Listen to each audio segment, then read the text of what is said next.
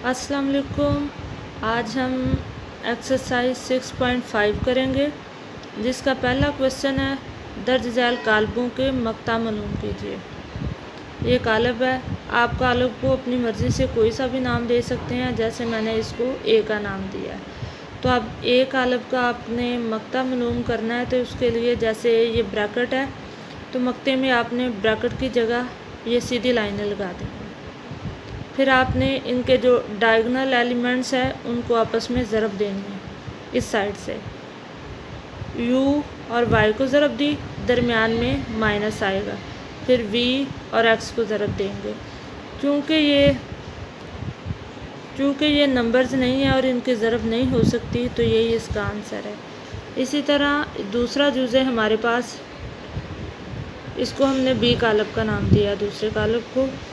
इसमें भी आपने क्या करना है, सेम ये मेथड होगा। आपने मक्ता मालूम करना है, ये सीधी लाइनें लगानी है आपने। उसके बाद डायगोनल एलिमेंट्स जो हैं वो इस सिम्मा से आपने इसको ज़रब देनी है। 2 4 बार 8 माइनस 7 आएगा, फिर 5 1 बार 5 आएगा और दरमियान में माइनस आ जाएगा। 4 2 बार 8 माइनस 8, ये माइनस कुलिए का है। 5 1 बार 5, तो माइनस माइनस प्लस हो जाएगा। 8 और 5 13, और इसके साथ भी माइनस की अलामत आएगी। इसी तरह तीसरा कालब है, इसका भी आपने क्या करना है, इसी तरह इनको आपस में ज़रब दी। 8 2 का 16, माइनस माइनस प्लस हो गया। 4 4 का 16, माइनस माइनस प्लस हो गया। ये प्लस हो गया, लेकिन ये कुलिए का माइनस आया।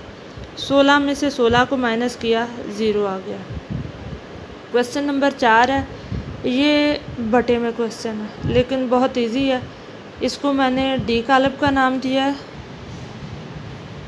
इसको हमने मक्ता करना ही है। मक्ता की ये अलामत इस्तेमाल की करने के बाद 1/1 ज़रब 1/4 माइनस 3/8 ज़रब 1/8। 1 1 बार 1, 4 1 बार 4, माइनस 3 1 बार 3, और 8 8 का 64। 64 का और 4 का इजाफे कर लिया ये, तो ये हमारे पास आ गया 64। 16 4 का 64, 16 आया। 16 1 बार 16, माइनस 64 से 64 कट गया, माइनस 3 आ गया। 16 में से 3 को माइनस किया, 13 आया। 13/64 हो गया। नेक्स्ट क्वेश्चन है क्वेश्चन नंबर 2, नादर और गैर नादर कालबों को अलग कीजिए। ये भी सेम मेथड है। इसमें भी आपने मक्ता मालूम करना है। ज़रब दी 3 1 माइनस 1 ज़रब माइनस 3, दरमियान में माइनस आएगा। 3 ज़रब 1, माइनस माइनस प्लस हो गया। 3 1 बार 3, माइनस 3 1 बार 3। 3 में से 3 को माइनस किया, 0। अगर आंसर 0 के बराबर आए तो वो नादर कालब है। अगर गैर 0 रकम आए तो वो गैर नादर कालब होगा। नेक्स्ट इसका जो जुज़ है वो है 3 8 4 9। इसको भी हम क्या करेंगे जी, ये सीधी लाइंस लगाई। उसके बाद 3 ज़रब 9 ज़रब 8 ज़रब 4, तो 27, माइनस 8 4 का 32, माइनस प्लस माइनस। 32 में से 27 को माइनस किया तो 5 आया। माइनस की अलामत इसके साथ आई, क्योंकि ये बड़ी रकम के साथ है।